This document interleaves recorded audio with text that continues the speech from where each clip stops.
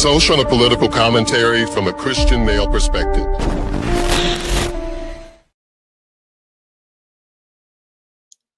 Grace and peace, everybody. You saw the thumbnail, you saw the title. So you know what we're about to do. We got to get back into it. We got to do it again. We got to run it back. We're going to be talking about the great Pookie escape. To be honest with you, I've lost count. I know that they've caught 8 prisoners. They've not caught that gentleman that was running free in Arkansas, the Jim Bob. I think we're at 13 accomplices. I could be wrong. And I've lost count. I ain't gonna even lie. I'm not gonna even lie. Somebody's got to do the official count for me. I think Marshall's in the chat. Please, Marshall, help your brother out. Grace and peace, everybody. Hopefully you had a beautiful day on today, post Memorial Day, work day, and the such of that nature. Chief Executive Second Born was honored by the City Commission for the Youth Commission. She was a member of the Youth Commission. They learned a lot about civics and civil government and local government, and that's kind of dope. So we went to celebrate her in that, and it was a little bit longer than I thought because I forgot. I put it on the calendar. You know, if you know me, I'm always telling people to make sure you get it on the calendar. It was on the calendar. I totally forgot about it. It's like, Dad, it's on the calendar. I'm like, yeah, I know it's on the calendar. Dad, you said you were going to come. You're right. I did say that. You're right. So anyway, I made it. So we got there. No problem at all. Everything went out fine. So, but shout out to y'all. Thank you so much. Tonight, we're going to look at, okay, Marshall says that there's 13 accomplices that have been caught. And right. And there's 2 Pookies that are still running free. We got them on the docket ready to talk about. We got these 2 gentlemen right here already ready to talk about. So the only thing is I wasn't certain of how many accomplices there are. So I think Marshall says 13. I'm good with that. We'll just keep track tonight. Let's get at it, people. All right, green hearts in the chat where y'all can hear. Let's get it. And Antoine Massey, they are the last 2 inmates still at large after escaping the Orleans Parish Jail. And at this hour, we've learned a search is underway in Natchez, Mississippi. The Natchez police chief confirms he got a call that someone spotted Massey earlier today near New Providence Road. Now, take a look at the map. Natchez is on the Mississippi River right across the state line from Vidalia, Louisiana. This comes as... Okay, now I got to look now. You know, I'm looking over here. I'm searching real quick to see how far Natchez is. See, if I was a better producer, man, if I was a better podcaster, wasn't struggle streaming over here, I'd have had this ready for y'all. All right, so Natchez, how far away is that from Narlands? Let's see. All right, let me pull this in for y'all. All right, holy spicy guacamole. That's a good little clip. My boy got away. He was away. Let me pull this in so y'all can see it. All right, so, and of course he didn't walk it. I got that part, but you know, that's a good little clip, man. That's saying that is roughly 168 miles. That's not okay. He had some help. There gonna be a whole bunch of other people going to jail now. You know it.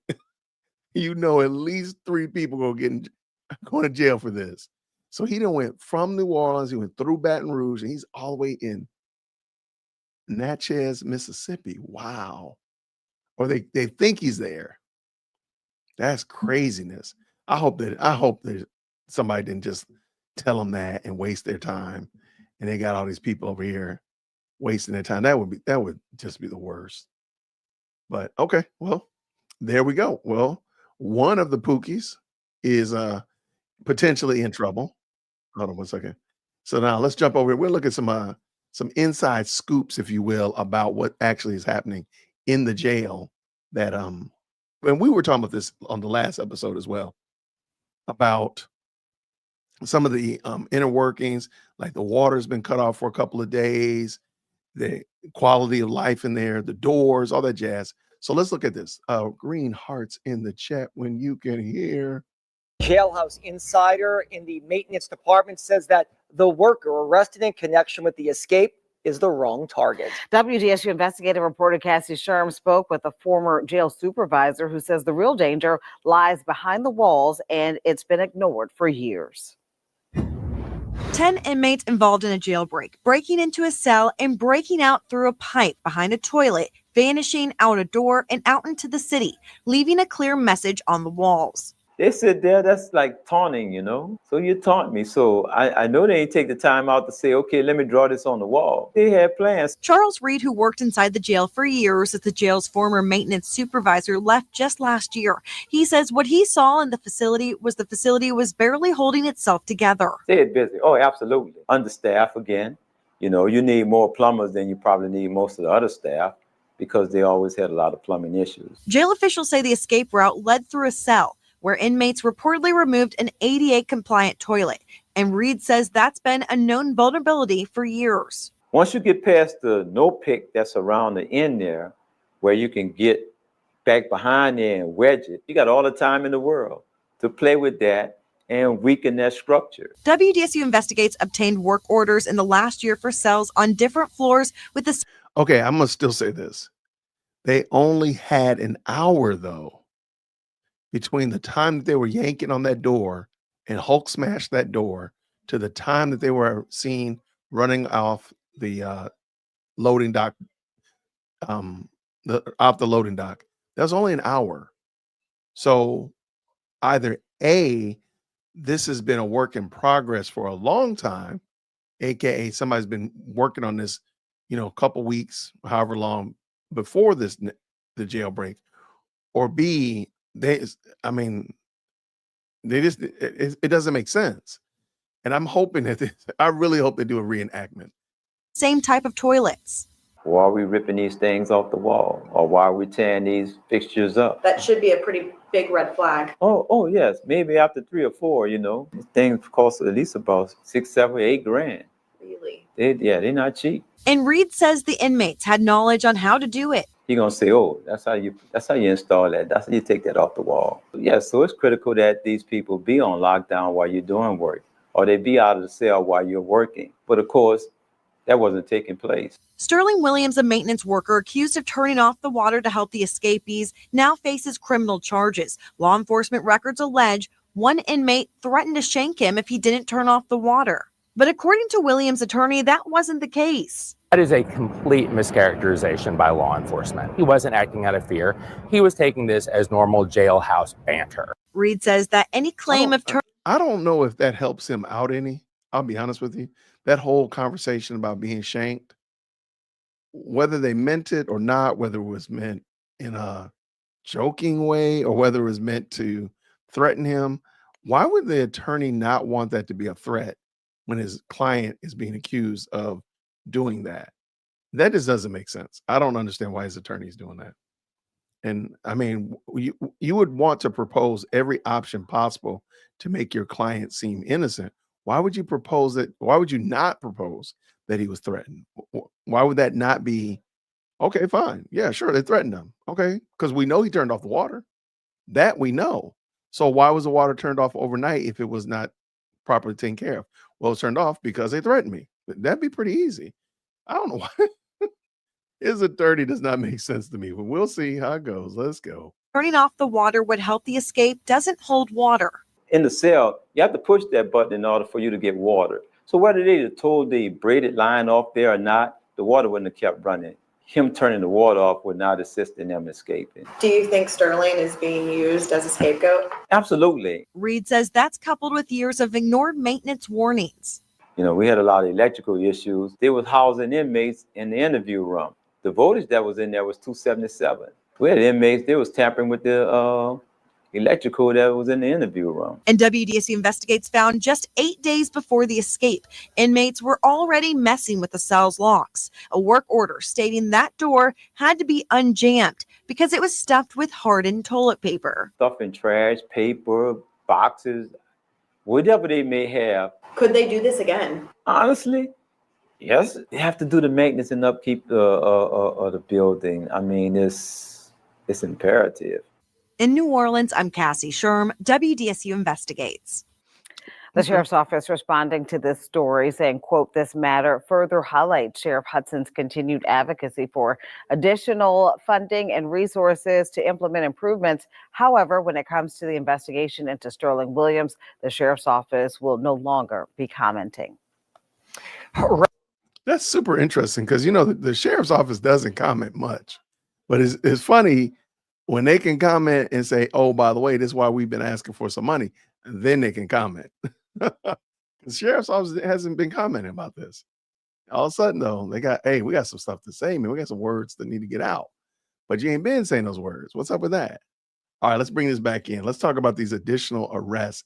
Again, I think this will be the 13th person. I think. I don't know, man. I feel like I lost count for sure. But shout out to everybody who jumped into the chat. Let's go. Get that volume up a little bit. Let's go. Today, 2 more people have been arrested accused of helping the escaped inmates. Deshawnee Massey is accused of helping Antoine Massey and Derek Groves, as well as Lenton Van Buren. Diamond White was also arrested, accused of also helping Antoine Massey. This comes as 5 were also arrested yesterday on accessory after the fact charges. They were all taken to the jail in Plaquemines Parish and booked on multiple offenses. Jail officials That is wild. All right. So the Desmond White was somebody we have not seen before. So that definitely would qualify or would be the 13th accessory. So because we saw the Massey young lady yesterday. So then that would be 13. So I think you're right, Marshall. Shout out to you. All right, let's bring this in. This one right here is the same summary, but I think we went over a couple of criminal histories on a couple of residents of the Gray Bar Hotel. So let's bring this in and talk about it real quick. Let's go. Shout out to everybody hanging out with us on tonight. Let's go. We are following breaking news at this hour. We've learned a search is underway in Natchez, Mississippi. The Natchez police chief claims that somebody says they may have spotted Antoine Massey earlier today. Natchez, right across the river from Vidalia, Louisiana, and that's where we find Crystal Tismay from our sister station with the very latest. Crystal. Natchez Police Chief Cal Green has confirmed that the detainee spotted on Providence Road at 10 a.m. this morning is Antoine Massey. Now, multiple law enforcement agencies are working together to locate him. This includes the Natchez Police Department, Adams County Sheriff's Office, Concordia Parish Sheriff's Office, and Louisiana State Police. This comes after 10 detainees escaped from the Orleans Justice Center by climbing through a hole behind the toilet in the early morning hours of May 16th. 8 of the 10 have been recaptured, with the 2 remaining fugitives being Antoine Massey and Derek Groves. Now, police say Massey has a criminal background dating back to 2007 and is said to have been involved in multiple jail escapes. Now, if you see any of the remaining detainees, you are asked to call your local authorities. I'm reporting live in Natchez, Crystal Tismay, WDSU News. That's all right. So let me finish. Let's go down here. All right. I think we talked about most of this. Well, let's talk about his Massey's criminal history, because I didn't know this about him. He's got a little past on him. He's got a little bit of history on him. All right. Massey has a criminal background dating back from 2007. That's the year he said he would spend juvenile detention center that is now known as the Juvenile Justice Intervention Center. In 2019, he escaped the Morehouse Parish Detention Center. Why is it got to be named Morehouse, y'all? Come on. And was found the same day in Texas. He went on to cut off 2 ankle monitors, including one in 2023 inside the Walmart along Bullard. And the owner of that ankle monitor, ASAP, ankle monitoring official, said, when you cut the ankle monitor off, it's a clear case of guilt. We know who we put it on. We know he took it off. There is no in between, he said. Said Matt Dennis with ASAP. I've always wondered, like, how do they charge? I don't know. How do you charge an ankle monitor? Is it like you just like plug it in? You clearly got to keep it on your ankle. So is it just like a plug? I don't know, man. This is interesting. This has just made me start thinking about all these things. So shout out to it. On May 16th, Massey and 9 others were caught on video escaping the Orleans Justice Center around 1 a.m., sending the community into high alert. Not until about 9 o'clock. So, but yes, high alert nonetheless. You look around naturally. It's a natural thing in the city to be alarmed, on guard, and aware of your surroundings, said Dennis. After 2 a.m. on the night of the escape, 3 inmates were caught on surveillance video walking in Barron Street in the downtown area. Dennis said he believes Massey will not be caught for some time. Really? Okay. Whether he's in his own town or not, if my theory is correct, Massey has a pocket full of change. He can hide. If my theory is correct, he has money for a hotel, money for food, Dennis said.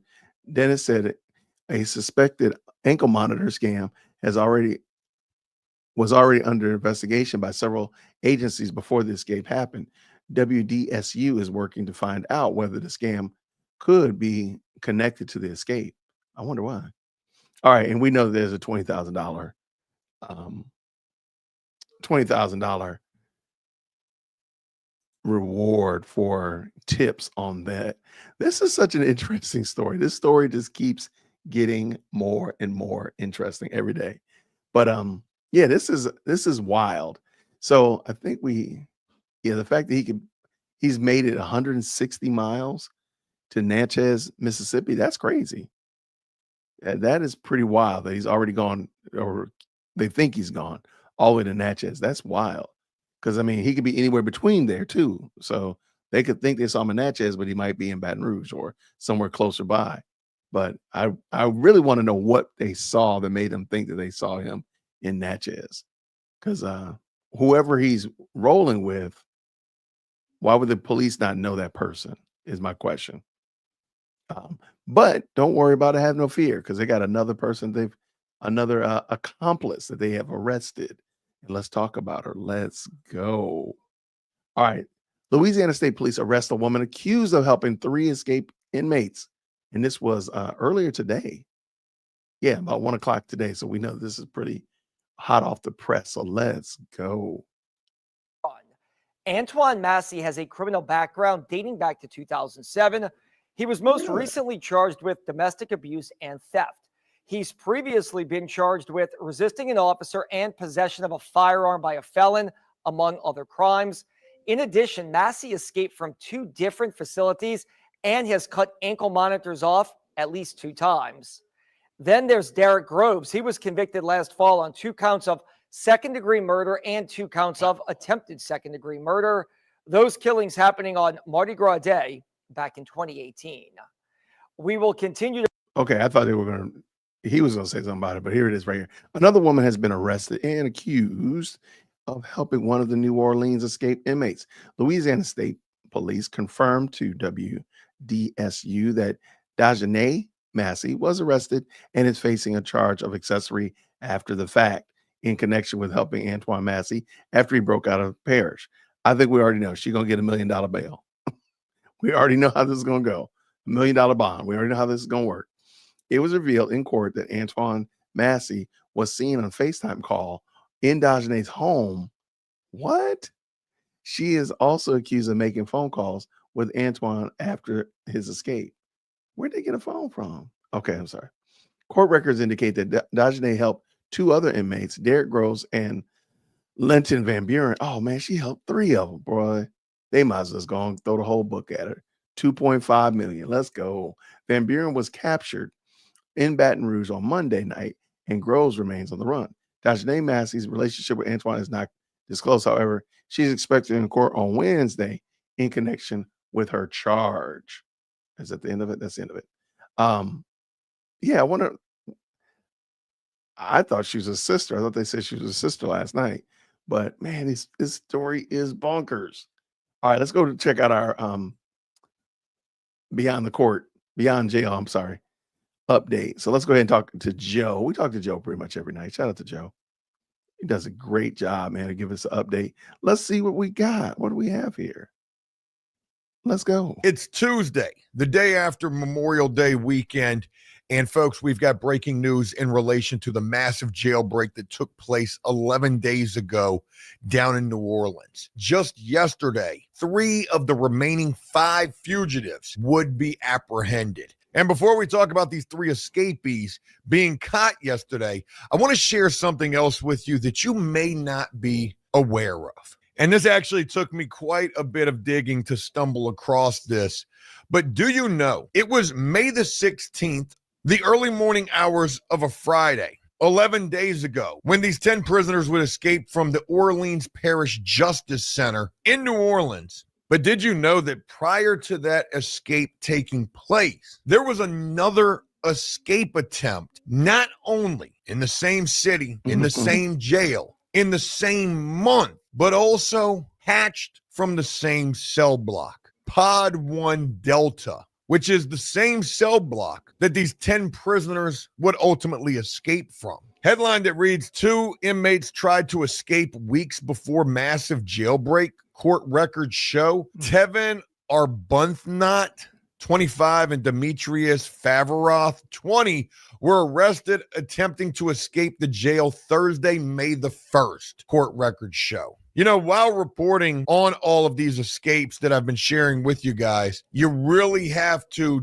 dig to make sure that you're finding the correct information, because in relation to this right here that I'm sharing with you, this happened on May the 1st. For whatever reason, there's been mention of these guys being apprehended on the same day where the 10 prisoners would escape, May the 16th. However, I don't really feel like there's anything to that. This escape attempt took place on May the 1st, and again, from the same exact pod where 10 prisoners would successfully escape from. And if you're looking for any more absolutely outrageous proof of how out of control the judicial system is down in New Orleans, this particular jail, where all of this is taking place from, literally has prisoners falling out of the damn ceiling. New Orleans, just weeks before a massive jailbreak involving 10 inmates, 2 others at the Orleans Justice Center allegedly attempted their own escape.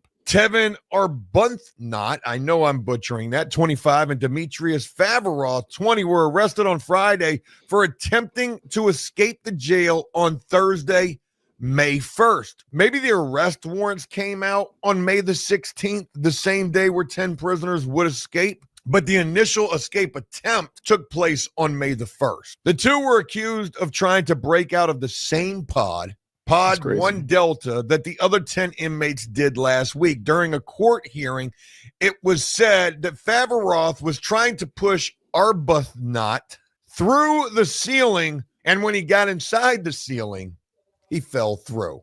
Hey, where's Arbuthnot at? Anybody seen Arbuthnot? Crash. Boom. Here he comes. Falling out of the ceiling right in front of you. Could have been how this took place. Could you imagine if this was captured on surveillance footage? It's raining prisoners inside of this facility. Arbuthnot's bond was set at $500,000 for attempted simple escape. Favaroth's bond was set at $100,000. That's all the information they have about that, but definitely wanted to make you aware of something you probably hadn't heard of. With so much. Okay, for the life of me, help me understand. If they already have you in jail and you do some kind of crime in jail, why do you need a bond? Who's paying your bond? Why? You're guaranteed to come to court because you're in jail. They already got a hold on you. What's the purpose of that? What is the purpose of giving them a bond of $500,000? Nobody's paying that. Why? You're in jail. For the life of me, I don't get it.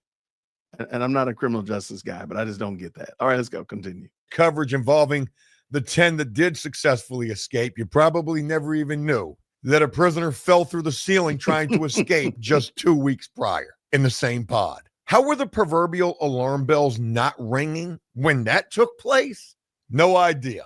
3 more of the 10 who escaped New Orleans jail recaptured in Louisiana and Texas. Folks, we're down to the final 2, Derek Groves and Antoine Massey. And again, Antoine Massey potentially being the mastermind who had 3 additional escapes on his record. Derek Groves has multiple murder charges or murder convictions on his record. And Antoine Massey has a charge and other pretty bad shit that he was locked up for. It's plausible to say that the final 2 remaining escapees could potentially be some of the worst of the bunch. But we're almost there, with 3 just getting apprehended yesterday, and only what I believe hours apart, one of which who was arrested in Louisiana, probably not too far away from New Orleans, Baton Rouge, and then 2 others who were actually caught together in a car in Texas. 3 more escapees from the Orleans Justice Center jail were captured Monday outside of New Orleans. Linton Van Buren Jr.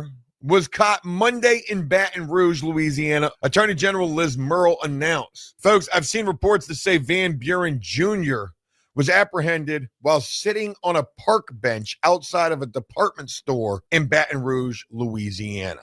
Somebody saw him. Somebody called it in. Are they going to be eligible and entitled to that $20,000 reward money? We've also shared in a previous video, and I believe that was yesterday, that Van Buren Jr. has at least one of his family members who has been arrested, and I believe it was his father. I believe it was Linton Van Buren Sr.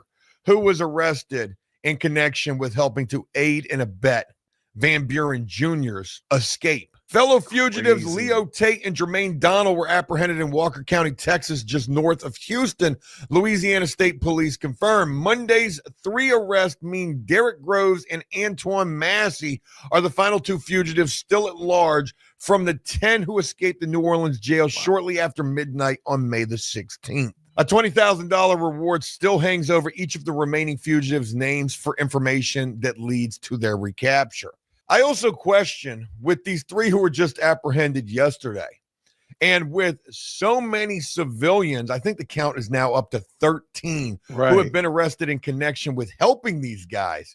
I'm wondering if it's any of those who have been arrested who actually gave up some information that led to the capture of these 3 most recent escapees. Keep in mind also, there was like a 6 or 7 day hiatus between any escapees being captured. The last escapee captured prior to these 3 was the youngest, in fact, Corey Boyd, 19 years old, and that apprehension took place last Wednesday. While we're on the topic of the youngest, Corey Boyd, I want to share some information with you guys from another story about this escape that sheds a little more light on a few of these individual escapees and just what they were incarcerated for. Let's start with Corey Boyd.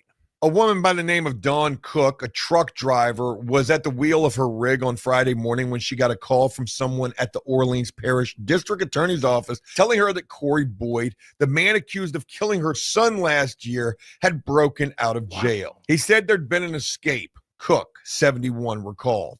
He didn't have any details. Around the same time, she also got an automated... Hold on one second. Let me back up.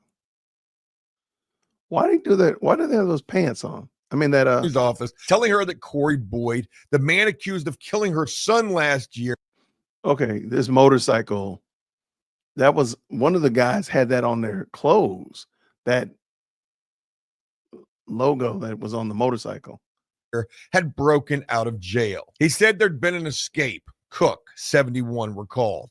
He didn't have any details. Around the same time, she also got an automated text from a jail messaging system notifying her that Boyd, who was charged with murder, was no longer in custody. If she needed help, it said, call 911. Yeah, that's helpful right there. Said that he's no longer in custody. These son of a bitches from the jail couldn't even send out a correct automated message to victims and families of the victims, letting them know exactly what happened.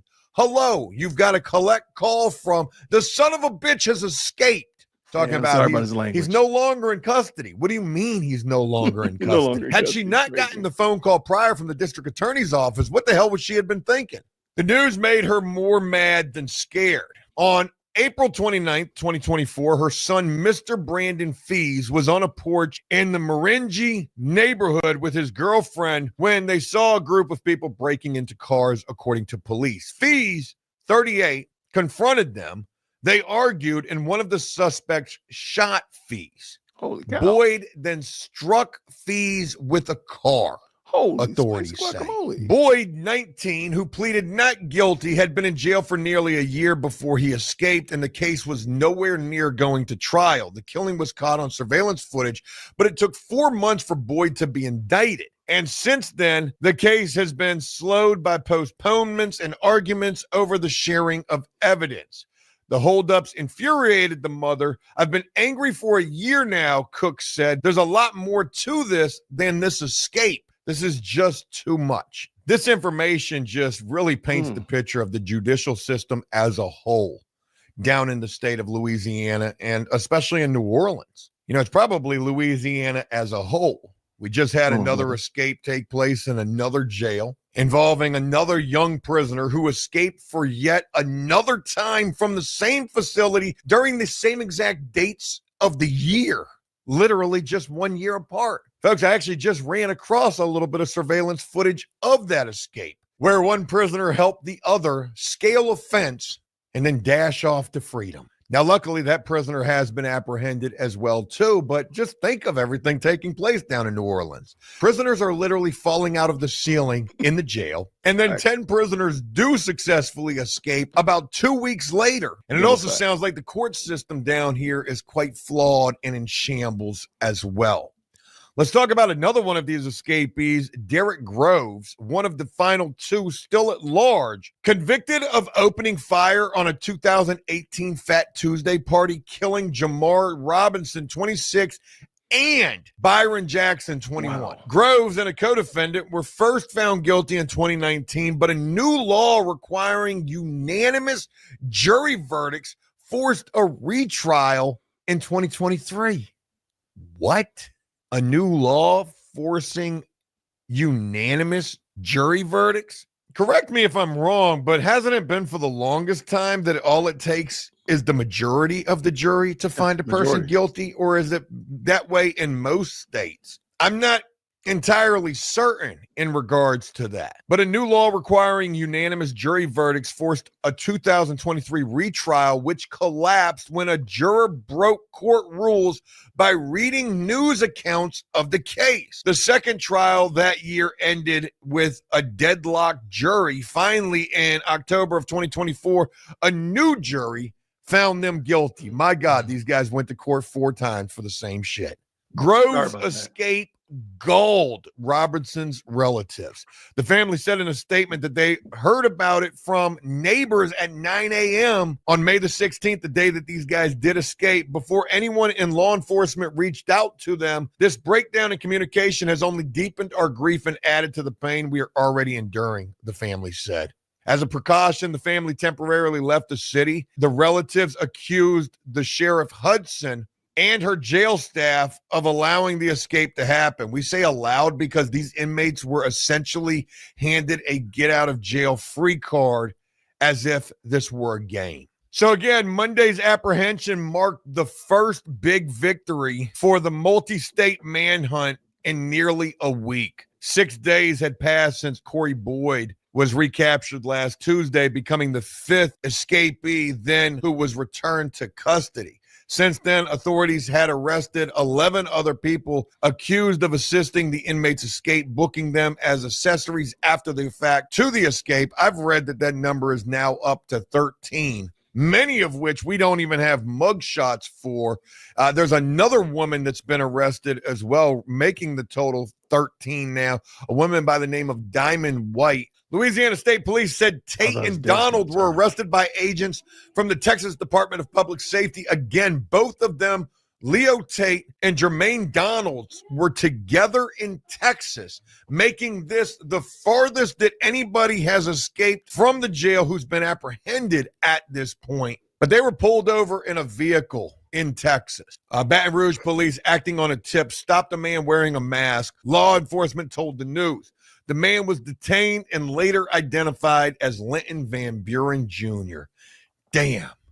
How did You he get? almost got away. How silly you got to be feeling right now, the day after you've been reapprehended. Was the escape worth it? What do you think these guys were able to accomplish in these 11 days that they were fugitives? Probably not enough to make all of this seem like it's worth it. But I guess it doesn't really matter. You know, was the risk worth the reward, or at this point feeling stupid about it? No, none of that matters for most of these guys, because all of these guys were locked up for very serious offenses that were certainly going to send them to prison for decades. Yeah, I think it might have been Van Buren who had the least charges of any of the escapees. Van Buren is charged with a parole violation, possession of a firearm by a felon, and illegally carrying a weapon. He will face additional charges related to the escape. Shit, even with that parole violation and the possession of a firearm by a felon, Buddy was looking at some prison time. He may have only been looking at 5 years, which he's probably looking at an additional 5 years given this escape. So in his particular case, he may be the only one where the risk might not have been worth the reward, and maybe the only one who's feeling like a big dummy sitting in jail again, knowing also that Linton Van Buren Sr. is also sitting in jail. I wonder if they'll be cellies. I wonder if this guy's feeling any regret at this point, knowing that he probably got his father locked up as well. One final thing I want to share with you guys in relation to this latest 3 fugitives being apprehended is the distance in which they were caught in relation to the facility they escaped from. Linton Van Buren Jr., caught in Baton Rouge, Louisiana, from the Orleans Justice Center. You're looking at roughly about 90 to 100 miles away. That's crazy. On foot, that would take 32 hours to get there, but it's only about an hour and 15-minute car ride. It looks like Leo Tate and Jermaine Donald, caught in Walker County, Texas. That is roughly 412 miles away from the Orleans Justice Center, making that obviously the furthest that we've heard of any of the escapees making it thus far, and still were apprehended, given they were almost halfway across the country. Being caught in Texas was ultimately their plan to flee to Mexico. And not that it matters, because we know that they didn't do this, but let's just say hypothetically they were to walk from the Orleans Justice Center to Walker County, Texas, where they were apprehended. We're talking 149 hours that walk would take you. Only 1 day on a bicycle. I'm getting all of this information from Google Maps right now, but roughly 6 hours in a vehicle. It's got to be a long and stressful ride, hoping that you don't get pulled over.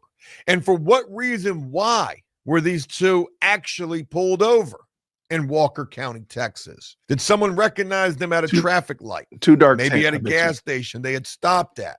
Those guys look familiar. Hey, wait a minute. Aren't those the 2 escapees from Louisiana? Wow.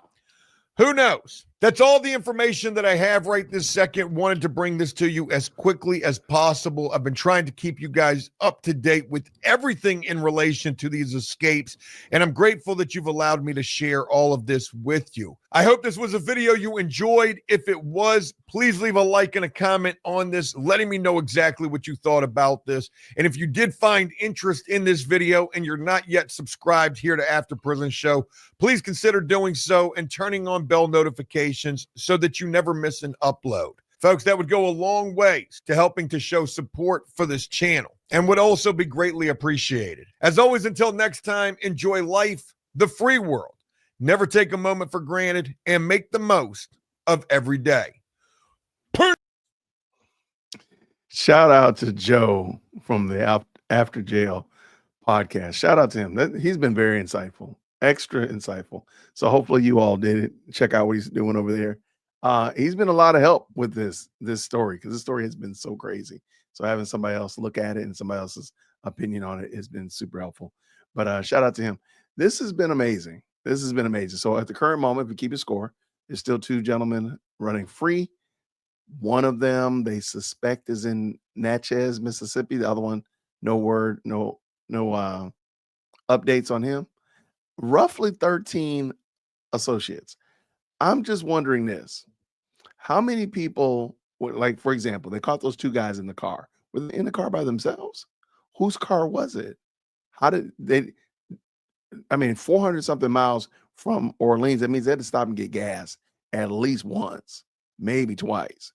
Well, how did they go get gas? Like, and not get caught, not get seen? Somebody had to be with them. Is that one of the 13 people, the accomplices? What's up with that? So that's one question I have. But then also, we've heard nothing about the gentleman over in Arkansas that escaped jail. So we'll keep him over on the side. But we got 13 apprentices, 8 Pookies have been arrested. My question earlier late last week was how many apprentices are going to get arrested before they catch the last one. I'm just going to hold tight. I think they're still going to get 20 people because they're going to probably start arresting everybody's cousins. They're going to be arresting your cousins, your kids' first grade teacher, the bus driver, that person that gave you them cold fries at McDonald's. They're going to probably get them all. They're going to be like, oh, wait, come on over here. Come on over here. Put the fries in the bag and come on over here. We got to arrest you. So I think they're going to probably arrest some more people because there's other people that are involved in helping them, whether it be sending them money, booking hotels, driving them. There's other people, man. So my bet was 20 people. So we're going to see how we get. What do we have here? Yeah, he got his dad locked up. Or so they say they didn't know who it was, but the man's name is Linton Van Buren Sr. and this guy's name is Linton Van Buren Jr. Why else would he have gotten arrested? Derek Groves, he does look like a scary dude. He does. So that was a shark logo from the Harley Davidson. Yeah, one of the guys that got arrested, one of the earlier guys that got arrested, had that on his pants. Let's see.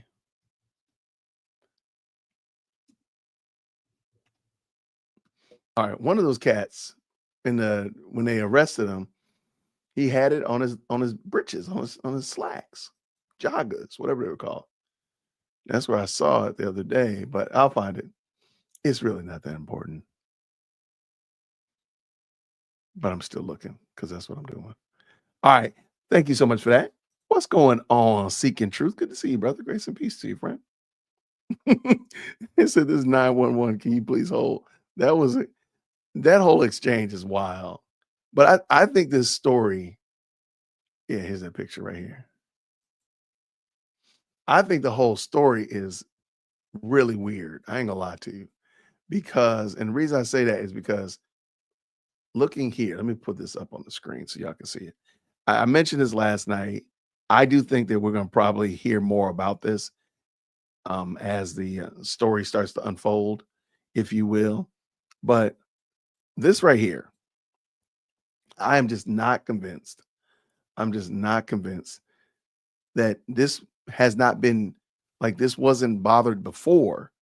This was not the first time this was pulled off the wall. So that being the case, I don't know why. Shonda, you shouldn't be blocked. We're not blocking you. That shouldn't be the case at all. So if that be, I'm wondering like how many times has this already been pulled off the wall? And if it has been pulled off the wall, has somebody been back there cutting something or somebody been back there fiddling with this pipe before? Because it just doesn't look like the first time it was pulled off. All right, we know that's Brother Man. All right, there's, no, that's not him. All right. They want y'all to know, like these guys get special handcuff treatment. See, there's a guy right there with them pants on, with them weird pants. Yeah, that's it. He don't look happy though. He does not look happy like he's going back to the Gray Bar Hotel. That's for sure. And these women, for whatever they got from them Pookies, is going to be about 5 years worth of whatever. I hope they enjoyed it. Or was it $500 fine or 5 years? Like, wait, where's the balance there? So anyway, y'all, thank y'all so much for rocking with us tonight. And I appreciate y'all. Tomorrow is a Wednesday.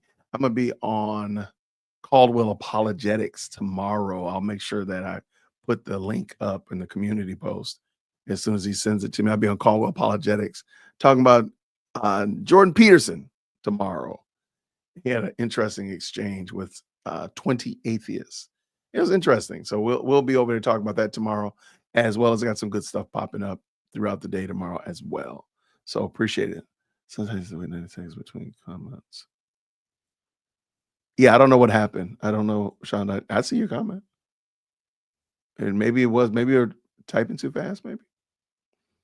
Oh, I do appreciate this, by the way. Thank you so much. If there's a new charge, they have to provide bond amount per law. Okay. I'm just trying to figure. I was just like, well, who's paying a bond if the person's going to be in jail? What's the purpose of that? So that makes sense then. It just seemed, with that, then it does seem weird to even announce it. Since we know the bond is just there perfunctory and nothing's really going to happen, nobody's going to pay a $500,000 bond for a person that's already in jail, going to stay in jail. I think it's weird for them to report on it, but I do get what you're saying. So thank you for that. But I appreciate y'all. Thank you so much. Green hearts rocking in the chat. But yeah, this is a pretty wild story. So I'm looking forward to seeing how it ends up. So today is Tuesday. They haven't caught anybody else, any other Pookies. They did catch a accomplice. I'm going to say Thursday. I'm going to go on a limb and say they'll have caught everybody by Thursday.